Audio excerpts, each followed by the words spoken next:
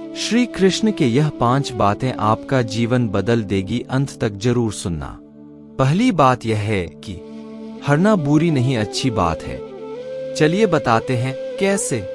World cup में semifinal match में Bharat England के हाथों हार गया।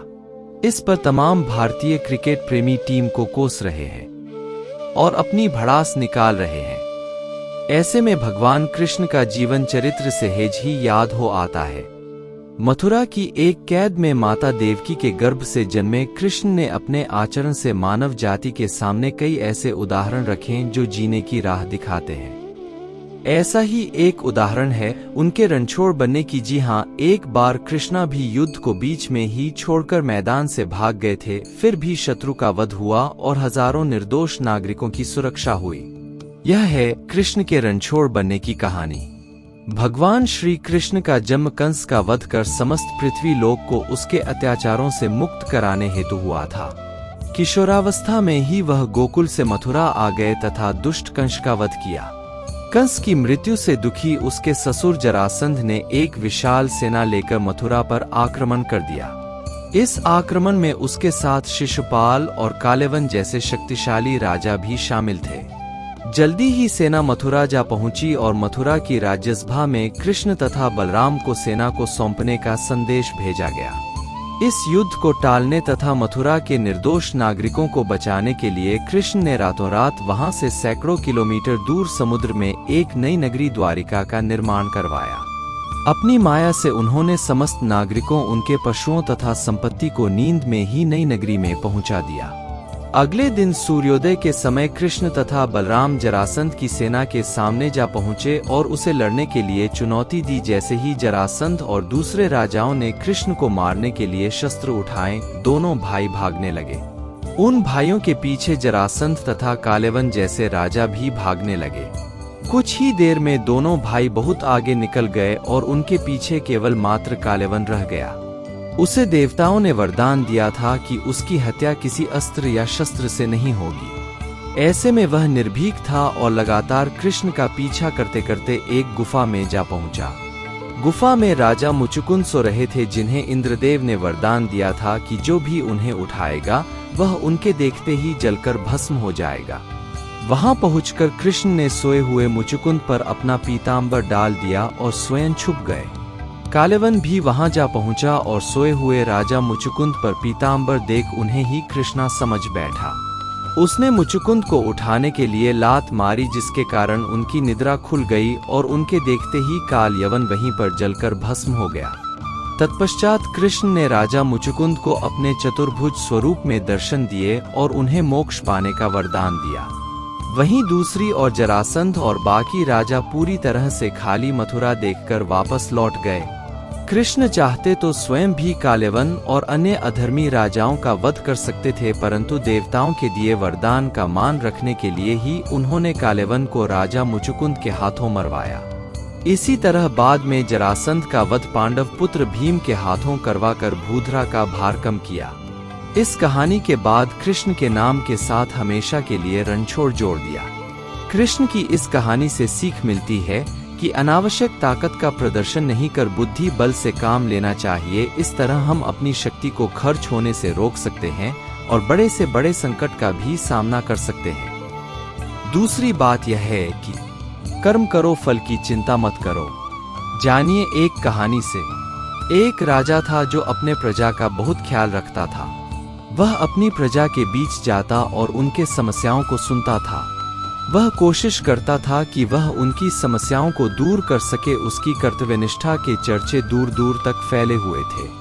एक बार राजा अपने राज्य में भ्रमण करने के लिए निकले हुए थे। तब उनके कुर्ते का एक बटन टूट गया। यह देख राजा ने अपने मंत्री को तुरंत बुलाया और उसे आदेश दिया कि वह गांव से एक अच्छे दर्जी को बुला लाएं जो उनके कुर्ते का बटन लगा दे। यह सुन मंत्री ने गांव में दर्जी की खोज शुरू कर दी। संयोग से उन्हें एक दर्जी भी मिल गया। गांव में उसकी एक छोटी सी दुकान थी। उस दर्जी को जल्दी ही राजा के पास लाया गया। उस दर्जी से राजा ने कहा कि क्या वह उसके कुर्ते के बटन सील सकता है। दर्जी ने कहा कि यह तो बड़ा ही आसान काम है। दर्जी ने अपने थैले से धागा निकाला और कुर्ते का बटन लगा दिया। राजा बेहद खुश हुआ और उसे पूछा कि वह उन्हें कितने पैसे दे। इस पर दर्जी ने कहा कि इतने से काम के लिए वह पैसे नहीं ले सकता है। इस पर राजा ने कहा कि वह इसकी कीमत जरूर देंगे। दर्जी ने सोचा कि उसने तो बस धागा ही लगाया है, तो उसके 2 रुपए मांग लेता हूं। फिर दर्जी ने सोचा कि कहीं राजा यह न सोचे कि इतने से काम के 2 रुपए तो गांव वालों से कितना पैसा लेता होगा। यह सब सोच समझकर दर्जी ने कहा कि वह अपनी इच्छा से जो भी देंगे वह ले लेगा। यह सुन राजा ने अपनी हैसियत के मुताबिक उसे 2 गांव देने का फैसला किया। राजा ने कहा कि कहीं समाज में उसका रुतबा छोटा ना हो जाए, इसलिए उसने यह आदेश दिया। दर्जी ने मन में सोचा कि कहाँ तो वो 2 रुपए मांग रहा था और कहाँ वह 2 गांव का मालिक बन गया। इस कहानी से हमें यह सीख मिलती है कि हम सभी अपनी क्षमता के अनुसार सोचते हैं, लेकिन भगवान हमें अपने हिसाब से सब कुछ देते हैं। हम छोटा मांगते हैं और कई बार भगवान हमें उनके देने की क्षमता के आधार पर कुछ अच्छा और बड़ा दे देते हैं। इसलिए गीता में श्री कृष्ण ने भी कहा कि कम करो, फल की इच्छा मत करो।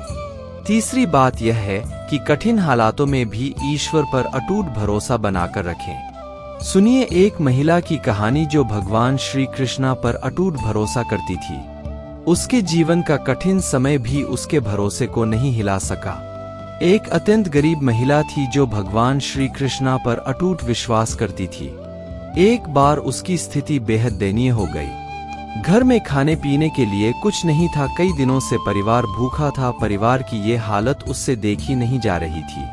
फिर एक दिन उसने अपनी व्यथा रेडियो के माध्यम से भगवान श्री कृष्ण तक पहुंचाई और उनसे मदद करने की विनती की। रेडियो का वह प्रसारण एक घमंडी नास्तिक और अहंकारी उद्योगपति ने सुना और उसने सोचा कि क्यों ना इस महिला के साथ कुछ ऐसा मजाक किया जाए कि उसकी श्री कृष्ण के प्रति आस्था ही डगमगा जाए।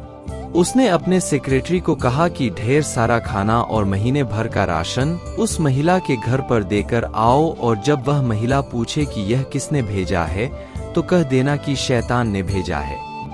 जब सेक्रेटरी महिला के पास सामान पहुंचाने गई तो पहले उसके परिवार ने तृप्त होकर भोजन किया।